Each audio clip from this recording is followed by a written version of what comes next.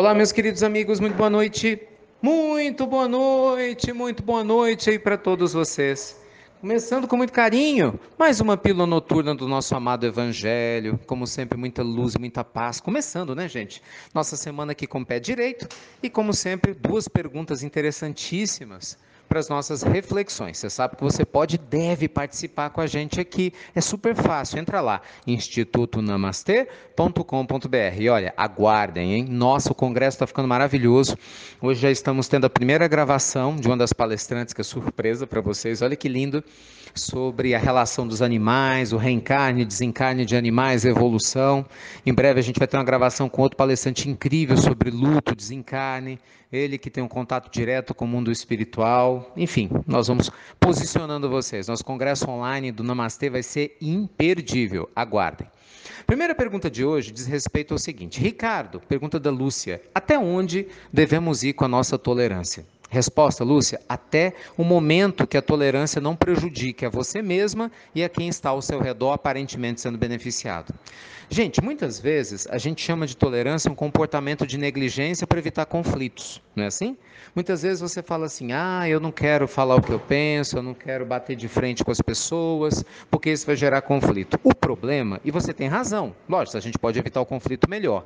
Entretanto, meus amigos, infelizmente, há determinadas situações que o conflito se faz necessário para que haja um amadurecimento. Não tem outro jeito, né? Imagina um pai e uma mãe que não quer discutir com um filho que está se comportando errado para evitar conflito. Poxa, esse filho vai crescer o quê? Sem limite algum. Imagina um marido ou uma esposa que quer evitar uma conversa franca, né, com o outro, quando sente que alguma coisa está fora do lugar no relacionamento. O que vai acontecer? Negligência, os dois vão ficar cada vez mais distantes, um dia eles acordam e o relacionamento ruiu. Por quê? Porque não houve um posicionamento da maneira correta. A grande questão, Lúcia, a gente aprende com o Evangelho e os exemplos dos Espíritos do Bem, não é necessariamente você expor o que pensa, é como expõe o que pensa. Não é você dizer não para ser intolerante. Não, é a maneira de dizer não. A gente pode se posicionar contrário a uma ideia, a uma situação, inclusive dando o direito do outro de pensar de maneira diferente da gente, mas a gente não precisa ser agressivo, não precisa maltratar verbalmente outra pessoa, você não precisa expor essa outra pessoa ao público, ao escárnio, como muita gente faz, por exemplo, em redes sociais, o que é uma profunda falta de sensibilidade e de caridade, inclusive, desconhecendo, inclusive, a lei de causa e efeito, porque aquele que com ferro fere, cedo ou tarde com ferro será ferido. Então a tolerância, gente, é uma filha direta da compreensão, da bondade divina, do desejo da gente ver o outro crescer e entender que as pessoas erram e precisam de uma segunda, terceira chance. Mas nós não podemos ser coniventes com aquele que não está pronto para mudar.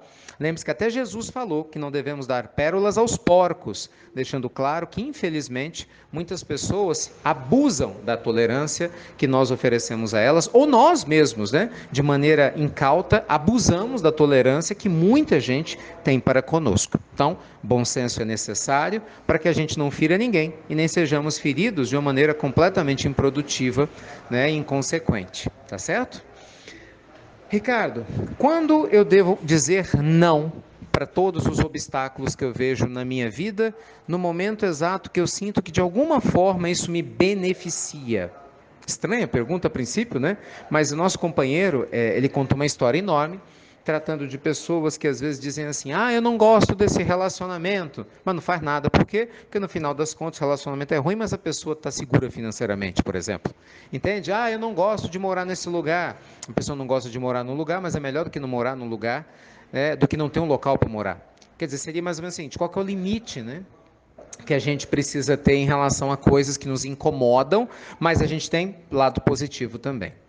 Meus amigos, é o que eu sempre digo aqui: quem sou eu para definir o que é certo ou errado, ou qual é a medida certa da sua vida, Só você é que é capaz de mensurar e tem que ser capaz de mensurar e amadurecer sobre o que realmente é importante para a sua caminhada e o que realmente vai lhe trazer paz e tranquilidade. Mas é lógico que no momento que nós começamos a evoluir espiritualmente e a querer melhorar, nosso estado interior, tem determinadas situações que a gente compreende e outras que a gente não aceita mais, não é assim?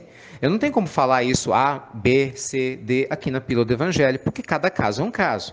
Mas em alguns momentos você pode preferir muito bem seguir sua vida sozinho do que ficar num relacionamento doente em que a outra parte simplesmente não quer melhorar. Né? Você tem esse direito. Você pode muito bem, por exemplo, trocar de emprego, embora precise às vezes do trabalho, quando você sente que o limite do intolerável aconteceu. Então, existem muitas vezes provas que a gente passa na existência, até para testar mesmo o nosso nível de fé, de persistência, para que a gente não se corrompa a determinadas situações que vão além da tolerância, né? Seriam muitas vezes conivências com determinados equívocos. Seria, por exemplo, o absurdo de uma pessoa que está passando por dificuldade financeira lesar, roubar e matar outra porque ela está passando por uma dificuldade financeira. Uma coisa não justifica a outra, os fins não justificam os meios, né? Porque no dia que a gente começar a pensar assim, a nossa sociedade se dissolve. Você concorda?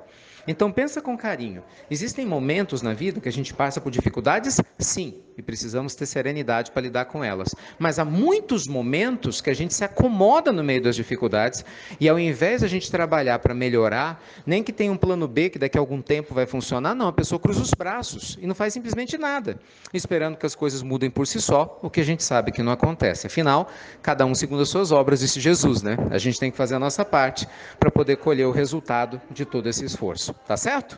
Então, muita luz e paz para você. Ótimo início de semana nessa segunda-feira. Obrigado, viu? Por você fazer suas listas de transmissão, por compartilhar as pílulas do nosso amado Evangelho, seja pelo aplicativo IRM Oficial, você que está nos escutando pelo aplicativo, seja por algum grupo de WhatsApp, né? Você que recebe a pílula e compartilha, obrigado mesmo. E olha, fica ligado. Gente, nosso congresso online está imperdível. Hoje já começou, alguns palestrantes já começaram a fazer as gravações. Nossa, está ficando muito legal, temas incríveis que em breve eu vou estar passando para vocês. Hoje nós falamos sobre animais, como uma das palestrantes, né? E na sequência a gente vai ter várias palestras fantásticas ligados ao desenvolvimento interior, a lidar com luto, enfim, coisas que, sem dúvida alguma, assuntos, né, que dizem respeito a todos nós. Fica ligado, primeiro Congresso Mundial do Instituto Namastê, chegando em breve aí para todos nós. Luz e paz, fiquem com Deus e você já sabe, até breve, meus queridos amigos, até muito, muito breve.